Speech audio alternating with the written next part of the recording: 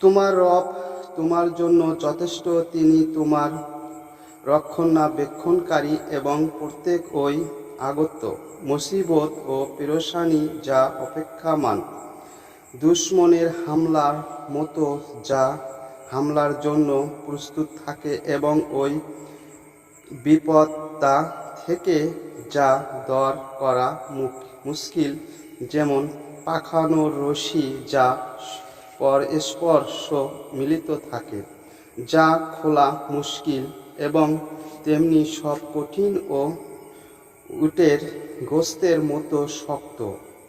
হে আমার পালনকারী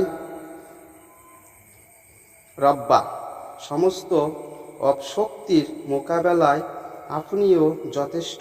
হে ওই অলৌকিক নক্ষত্র অন্তত যে উজ্জ্বল আকাশে তারার মতো তুমি সঠিক পথে পরিচালিত করো।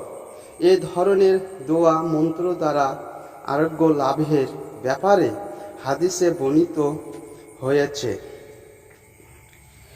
জাবির রাদিয়াল্লাহ থেকে বর্ণিত, তিনি বললেন, রাসূল সাল্লাল্লাহু আলাইহি ওয়াসাল্লাম এক সময় মন্ত্র নিষেধ করে দিলেন।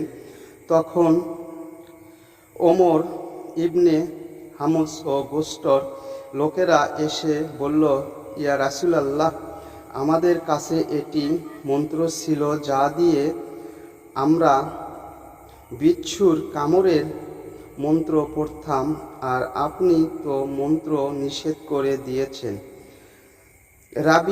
জাবির রাদিয়াল্লাহ বলেন, তারা তার কাছে পেশ করল।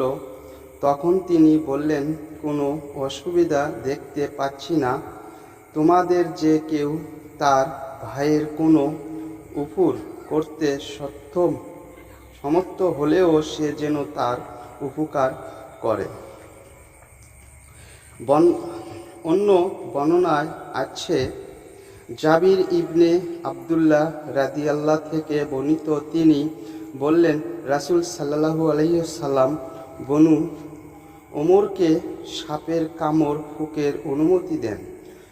আবু জুবাইয়া রাদিয়াল্লাহ আরও বলেছেন, আমি জাবির ইবনে আবদুল্লাহ রাদিয়াল্লাহকে আরও বলতে শুনেছি যে একটি বিচ্ছু আমাদের এক ব্যক্তির দংশন করল। আমরা তখন রাসূল সাল্লাল্লাহু আলাইহি ওয়াসাল্লাম এর সঙ্গে বসা ছিলাম।